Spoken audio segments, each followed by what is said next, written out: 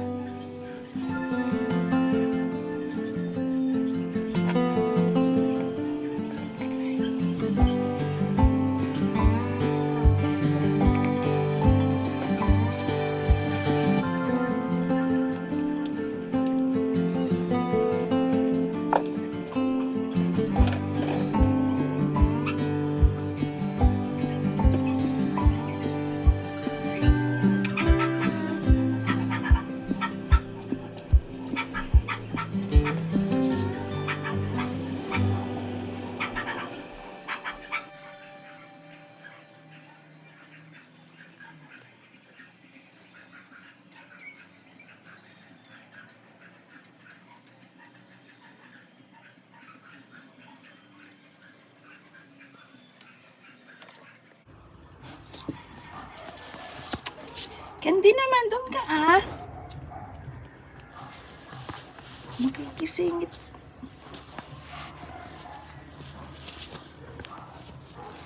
Doon ka, hindi ka kakasya dito.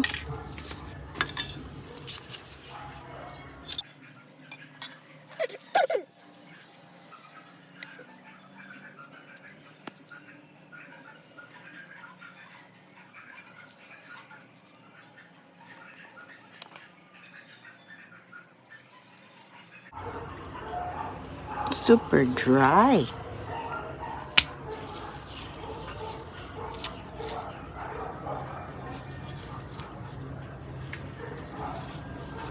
My pots are struggling.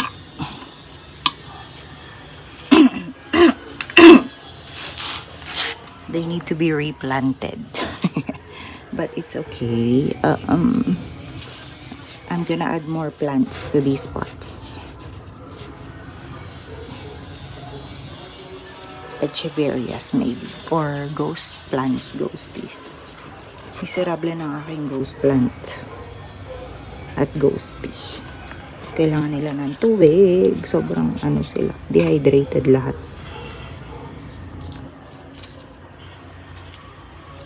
Pag dinilagan ko sila, delikado. Ang usok.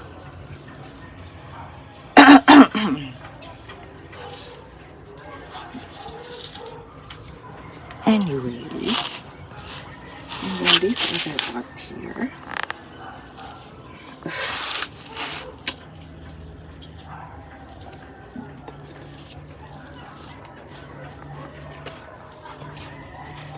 Candy! Ayun na. Pasaway. Isisiksik niya yung sarili niya para makapunta sa kabila.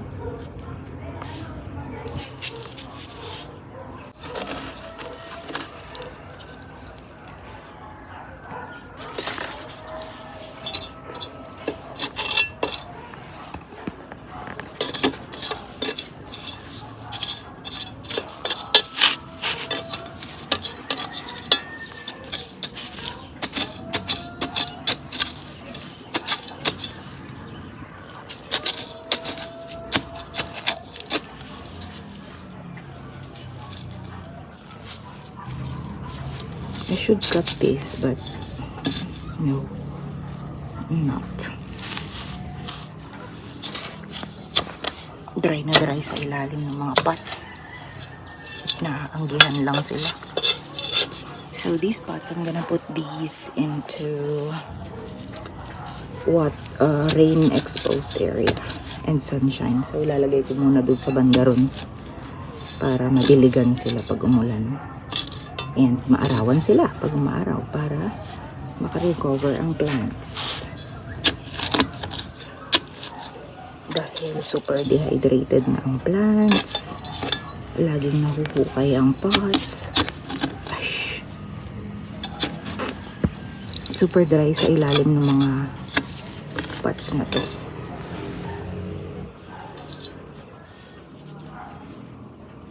My plants are miserable.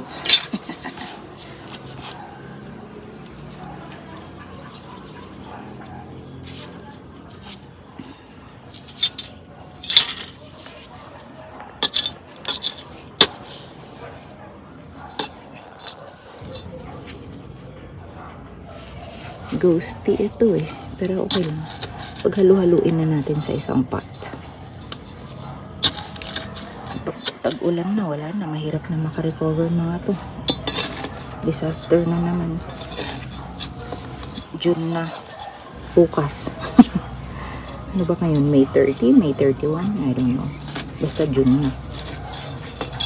Tag-ulan na.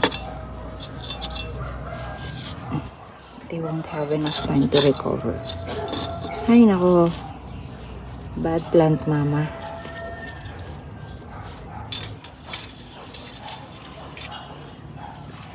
Hindi na ako makakapunta ng Zambales.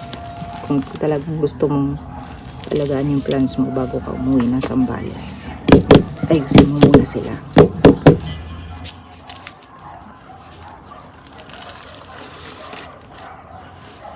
But that's fine. That is fine. Okay. Dadagdagan ko to na ito ilalagay ko dito para madagdagan yung pot. What you think? Yeah. Kasi miserable na siya dito sa pot na to. Ang liit-liit, ang bigat-bigat. I mean, ang ganda-ganda niya. Super settled na siya sa pot. So, I think I should transfer it. Pero paano ko sila isisiksik? Ang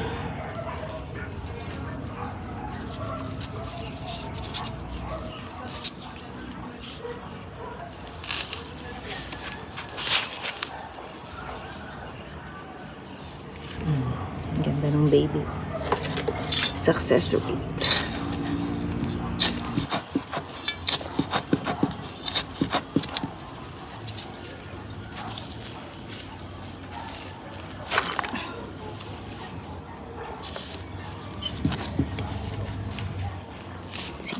Durug-durug na mga dahon.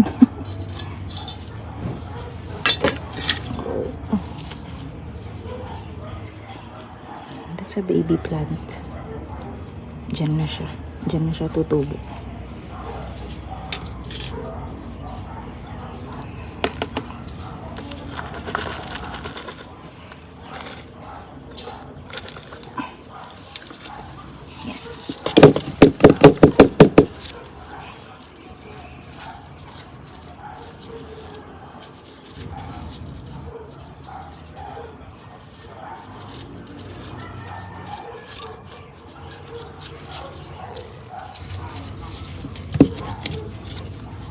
Natutumba. Tingin.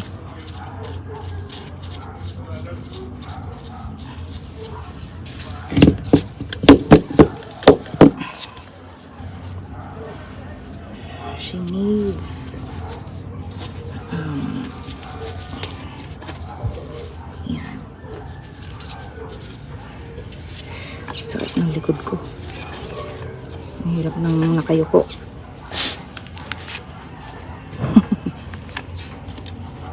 Yan.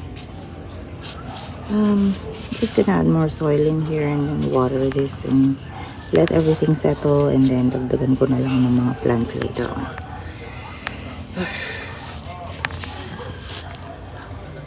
Dagdagan ko rin to.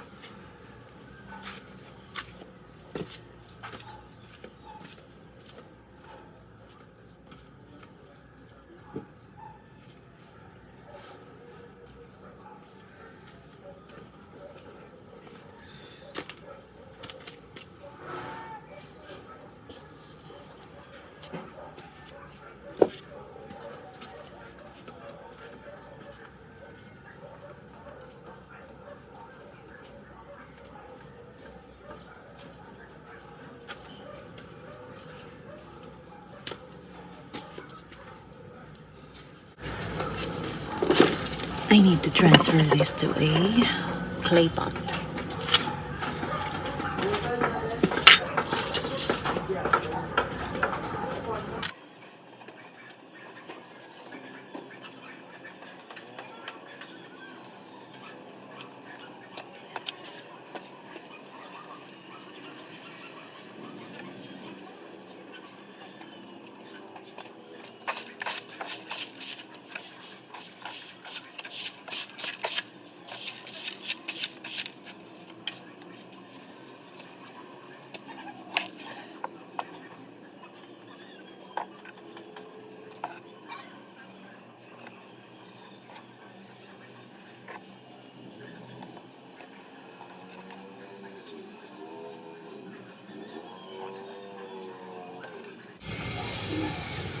Last night, I was thinking, I opened the app again, the Facebook, and my favorite seller is selling plants again.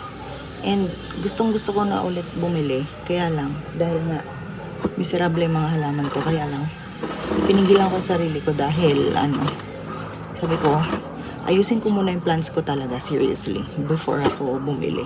Pero ang gaganda kasi ulit ng mga tanim niya. Nakita ko yung mga, ang gaganda ng mga binibenta niya. Obviously, yun yung mga plants na nawala na naman sa akin. Although, nabili ko na yung mga ganun noon. Pero parang gusto ko ulit bumili dahil nga namatay. So, it's so tempting, but I have to really fix my plants first before I buy again. Ma-overwhelm na naman ako kasi kapag bumili na naman ako, mamamatay lang yung mga yun. So, wag na lang muna. Hopefully, makapagpigil pa ako ng mas matagal. So, today, I hope I can finish or I hope I can fix more plants para umayos ng mga halaman ko. 2026, I haven't really actually purchased anything yet except that one that you saw, yung January haul ko, which is actually January lang dumating yung plants pero binili ko yun ng December, so considered 2025 siya. So buong 2026 I haven't really purchased any plants yet. Yehey, di ba? May na ngayon, magju-June na bukas. So that's good. Ayan ito tinanim ko last time. Ganda niya Tinanim ko last time pero hindi ko nadiligan. Kaya umangat siya sa pot niya. So this time, kailangan ko ng diligan tong pot na to.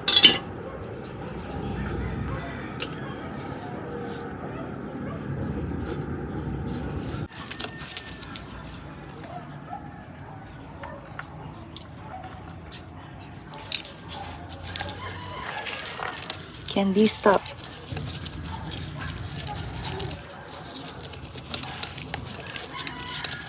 Candy.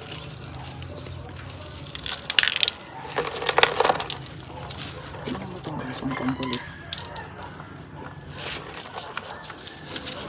Candy, can you stop? Ito dry na dry siya. Nagnakaw siya ng rocks. Lalaroin niya. Pakialamera talaga si Candy. Anyway, super dry, super dry, super dry. Ganyan lahat ng mga mga itsura nila nung iniwan ko sila. Kaya ngayon sobrang dehydrated lahat ng plants. Nalalagas sa mga dahon na mamatay mga tangkay. Tapos bigla na lang mauulanan, maaanggihan. And pag naulanan, water repelling pa yung mga pots. So, this recipe for disaster yan. So, kailangan na talaga maasikaso ang plants. So, this one I need to water immediately. Lahat ng plants ko na dry, kailangan nang i-water. Kasi yung iba na ulanan na at nadiligan ko na. And marami pa rin natirang dry. So, just like this one, I need to water this na. From the bottom. Kasi para, I need to water this at the bottom. Para, mag-fix siya. Tingnan mo, nag-banking na rin siya dahil hindi siya maayos sa pot. So, yung rosette niya, pag ganun. So, I really need to water this from the bottom and then expose it to bright, not direct sunlight, pero ilagay ko siya sa bright area na shaded para hindi naman siya mabasa sa ulan, para keep natin yung farina niya. Nahawak-hawakan ko na nga eh. But, ayokong magkaroon siya ng tuldok-tuldok na kagaya niyan dahil mababasa ng ulan pag diniligan. So, kung kaya natin gawin mo. So, I'm gonna water this from the bottom and then put it in the bright shaded area after. There we go. I'm gonna water this overnight.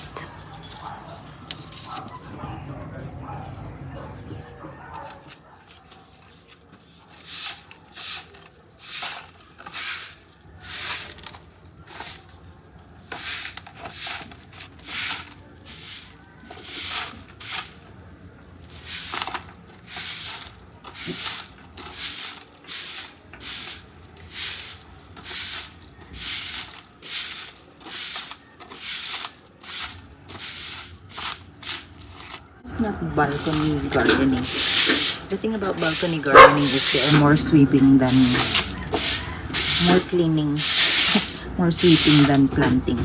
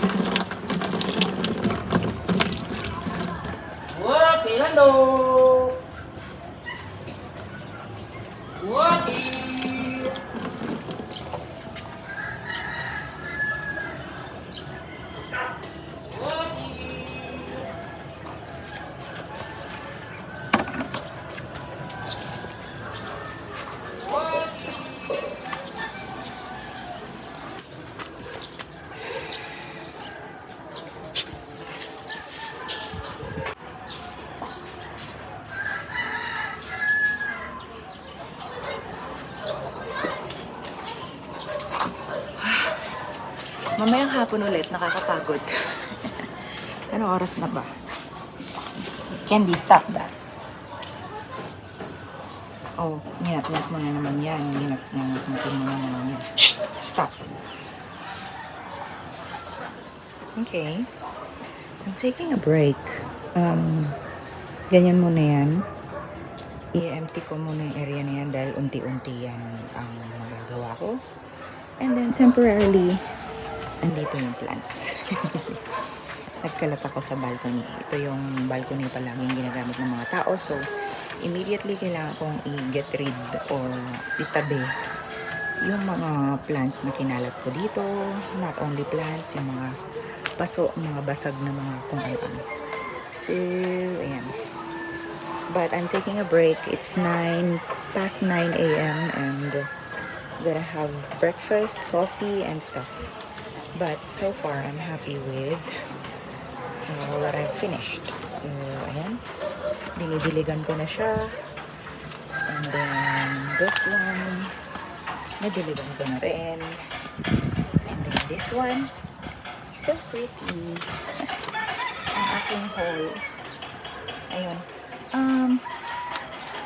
Ewan ko kung mag-update pa ako sa inyo ngayon or maybe sa susunod na ulit na Sunday. But, for now, that's it. Slow work in progress and unti-unti ginagawa ko siya. And I'm happy dahil sa loob ng isang oras may mga nagawa ako. Naipat ko ito. Nalinisan ko yung area na yun. And tatanim ko yung mga plants unti-unti. And pigil-pigil munang bumili. And maybe bibigay ko yung iba kong plants kay sa aking friend. It's just that nag-promise ako na bibigyan ko siya ng ruby slippers kung buhay pa. Eh, buhay pa naman si ruby slippers, kaya lang miserable siya. So, I don't know, bigyan ko na lang muna siya ng iba. Saka ko na lang siya bibigyan ng ruby slippers. Patutubuin ko muna. So, yeah. Anyway, I'll see you next time. I think I'm gonna end the video here na lang. And then I'll give you another update next week. So, that's it for now. So, like I said, ang goal right now is ganda nito. So, ito siya. Yan yung pot na tinanim ko kahapon.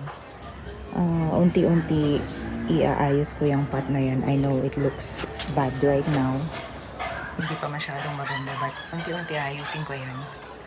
And so yung goal right now is i-move ang mga plants sa pots dahil nina-knock over siya ng mga cats all the time kapag nandito siya sa plastic pots. So lalagay ko siya sa mga clay pots na mas mabibigat. At sa sobrang bigat nabasag na yung dalawa kong clay pot. Nakakainis. But I can do something about that. Ayun. So, that's it for now. And I'll see you on the next video. Bye for now.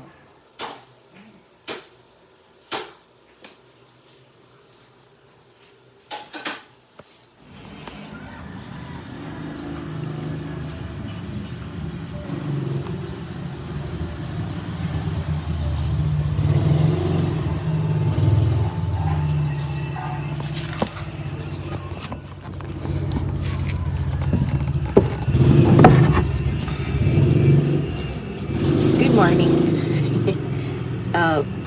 It is now, what time is it? 10 o'clock.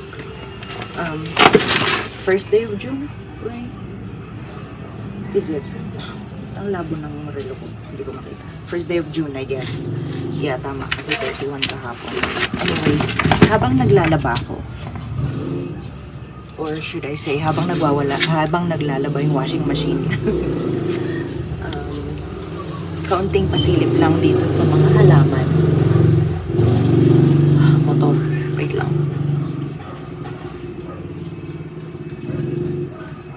Okay, malayo na yung motor. Kaunting pasilip lang sa mga halaman kasi nga nag-uulan na tuwing hapon and I'm not sure. Nagpapanik na ako dahil 'di ba, from super dry, tas biglang mababasa sila ng todo dahil ang lalakas ng ulan. So, dangerous. So, konting papasilipan ko lang kayo ng konti sa mga halaman, but konting recap lang din. So as you know, if kung napanood niyo yung mga previous na videos, meron tayong kaunting serye kung saan yung mga pots na kagaya nito, yung mga halaman sa mga pots na kagaya nito ay pagsasama-samahin ko na sa mga mas malalaking pots na kagaya nito. Perhaps gagamitin ko itong mga pots na to. Ewan ko kung nakikita nyo. Para hindi na masyadong makalat dahil too many small pots na ninanak off lang ng cats. Pinaglalaroan nila at kung hinihigaan at kung ano-ano pa. So, pagsasama-samahin natin as many plants as possible sa mga single clay pots na mas mabibigat so that we can protect them a lot easier. Ipupunta natin sila sa mga protected areas. Protected area? I mean area kung saan hindi ma-mess up ng cats. Ang ingay naman. And then, what the heck, ang ingay. And then, yun. So, nagawa ko na yung ibang mga pots so far. And itutuloy pa rin natin yan. So, nagkalat pa rin yung mga plants ko doon sa balcony. But then, kaunting pasilip lang kung ano na lang yung mga natira sa mga plants ko dahil nadiligan na rin sila. And some are still dry. So, for example, yung mga halaman na nandito, dry pa yung mga yan. Yung iba dyan. At least, nadiligan na yung iba. Pero yung iba, yung ilalim niya, medyo dry pa rin. So, anyway. Ang taas naman ng camera. Kaunting silip lang sa plants, and ako ay medyo yuyuko, so mangangawit ako. Yuyuko ako dahil maingay. So may construction, may mga motorcycle, but papakita ko lang din sa inyo ang clouds. So ayan, so 10 a.m. ngayon, 10 a.m. but then it's really cloudy and it just might rain again later in the afternoon because there was a typhoon doming and I think paakyat na ng Japan. So paalis na ng Pinas, but still it's bringing some rain, a lot of rain in the afternoon.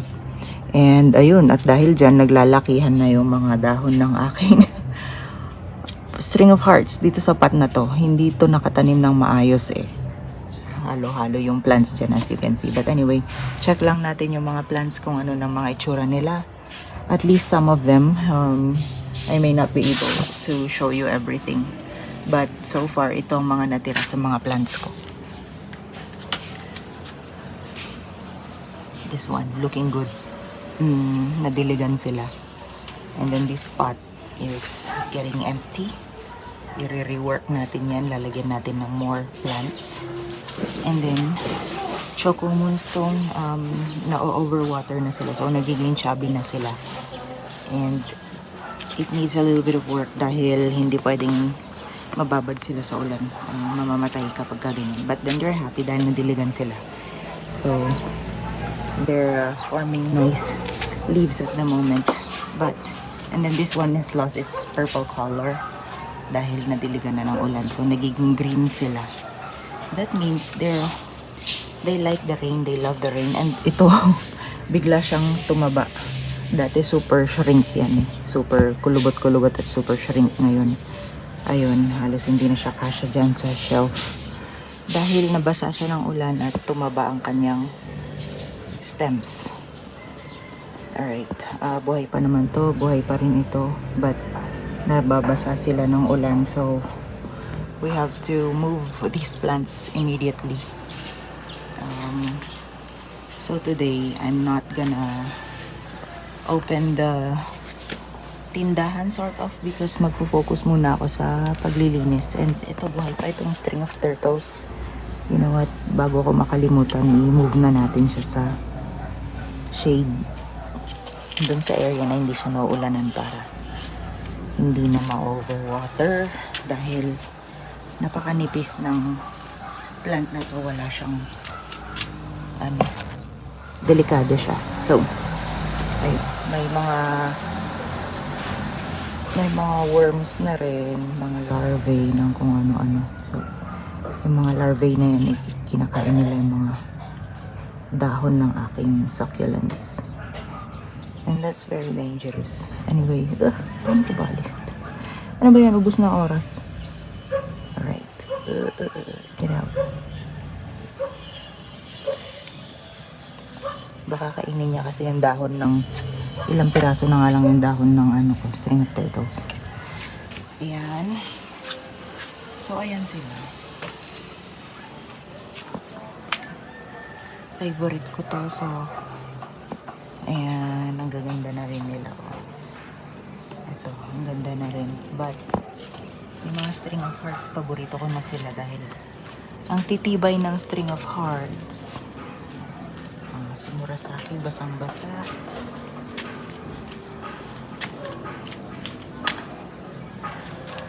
Ayan. Ayusin na lang. So, ito yung pot na ginawa natin the other day.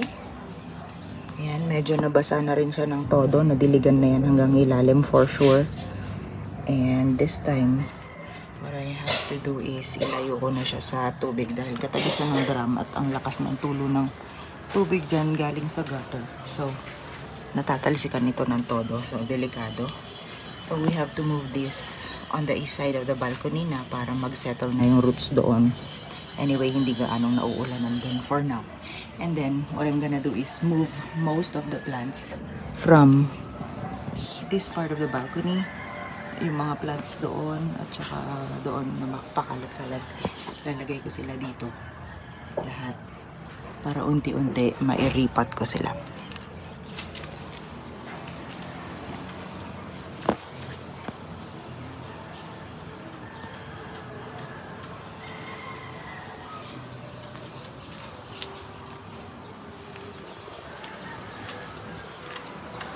And gusto ko lang din ipakita itong rain flowers. So dahil nag-start na yung tag-ulan, mulaklak siya ang ganda.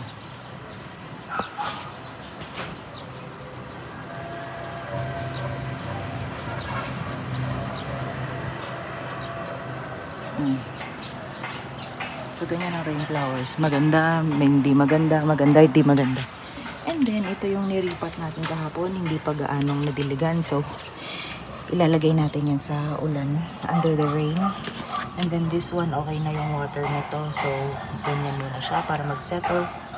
And itong binili ko last time sa Orchidarium. So, erratum. Nagkamali pala ako nung sinabi ko na hindi pa ako nagkakaroon ng purchase ever since January. Except yung binili ko ng December. Mali yun kasi bumili ako ng ilang plants pala sa saan ba? Sa Dragon Treasure Castle sa Botanical Garden nung namasyal kami. But those are plants na purchases na dahil namasyal.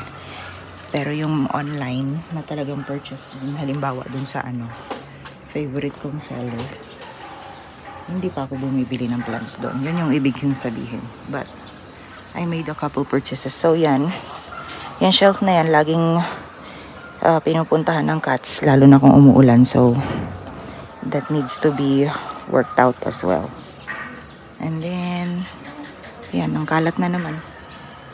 Kakalinis lang. So non-stop, never ending ang pag-aayos. Anyway, so yun lang so far, and there's still a lot of work that needs to be done. Counting update lang sa kung ano na yung mga natira sa halaman ko. Kasi kaya ako pinapakita sa inyo kasi umiiwas akong bumili ng more plants. More succulents. Although natutokso na ako dahil ang gaganda ng plants na binibenta ng favorite kong seller.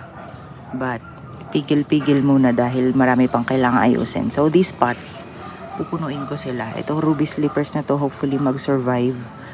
And pupunuin ko itong pots na to. Ililipat ko yung ibang plants dito. So paghahalo-haluin ko na siya. So let's just see what happens. Itatambak ko lang lahat ng mga plants dito at the moment. So yun lang. More updates soon.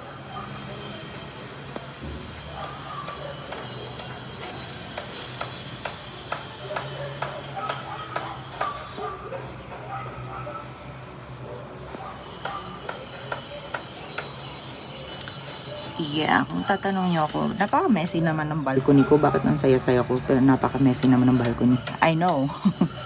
Yes, and it's always messy, eyesore, karamihan.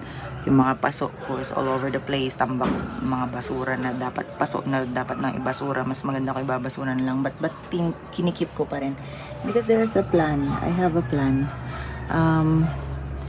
And unti-unti ko lang siyang nagagawa dahil hindi naman all the time puro halaman lang ang gagawin natin, di ba? So, meron lang tayong a couple of minutes or hours para halaman. That's why unti-unti ko lang siyang nagagawa. But that's why I made this series as well. Itong maliit na serye na ito. Para maabangan natin kung ano yung mga updates, kung ano yung unti-unting nangyayari. And I hope hindi lang masyadong boring ang mga video. But I'll try to keep the videos as short as possible. Pero bibihira na akong mag-cut out kasi ng mga parts na mga boring. So, mas maganda kung yung papanoorin yung video yung tipong inaantok na or yung nakatulala na lang sa TV na wala naman talagang So, walang masyadong information dump para ma-overload ng information. Yung parang lang, chill and relax videos lang na yung tipong nakatulala ka lang sa TV, ganun. Ganun lang yung mga videos natin for now. Especially dito sa Succulent Sundays. That's why it's named Succulent Sundays. Dahil mostly either Saturday or Sunday ko siya i-upload or Monday along the weekends, and tipong papanoorin mo siya ng Sunday at tipong tulala ka lang like dazed Sundays. Diba? Whatever. Anyway, parang ganun. So, kung mag-expect po kayo ng more informative videos, maybe check out all the other videos on other playlists. I'll make other videos about that. But for now, Succulent Sundays is just chill video. Yun. Ewan ko kung paano ko i-explain, but parang ganun. So, medyo mahaba-haba mga videos at parang wala namang masyadong nangyayari. It's because ganun talaga siya sa tunay na buhay. Hindi yung tipong, oh, ang gaganda ng mga garden, ang gaganda ng succulents, tapos ang bibilis ng mga pangyayari. Pero ito ay parang real time. From time to time, i-speed up ko yung videos, pero dahil yung editor ko ay sa lang, sa iPad lang, wala siya yung talagang parang sa Premiere na editor. Wala siyang ganun karaming features. So, it is what it is. So, as much as possible, ang mga videos ko ay raw. Hindi masyadong na-edit. So, ayun. Anyway. So, ayun. Chill-chill lang si Kat dyan. Sunod-sunod siya sa akin. Matanda na yung cat na yan. Shifu ang pangalan niya. And halos ubos na ang ngipin niya. Kaya, medyo mahina na siya. Medyo anemic na yata. And then, the dog over there is chewing some grass. And she's going to puke that grass later on. Yun ang paraan nila para maglinis ng gut naturally ang aking pets. So I need a pot with more grass. Grass just like this. Itong gantong klase ng grass. I think paragis. Yan ba yung paragis? Ewan ko. Pero yan yung ninunguyan ng pets. Ayan. Anyway, more updates soon.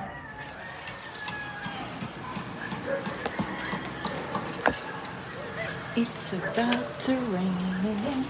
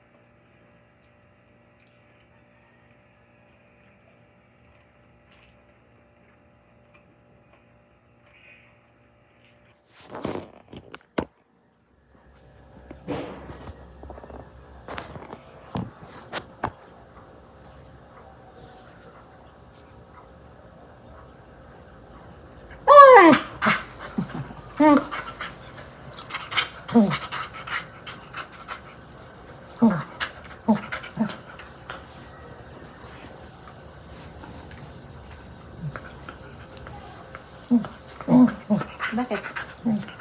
Bakit? Bakit?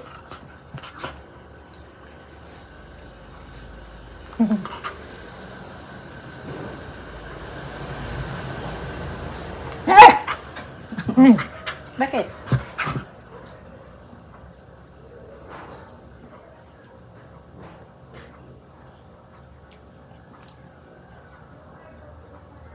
Not bad.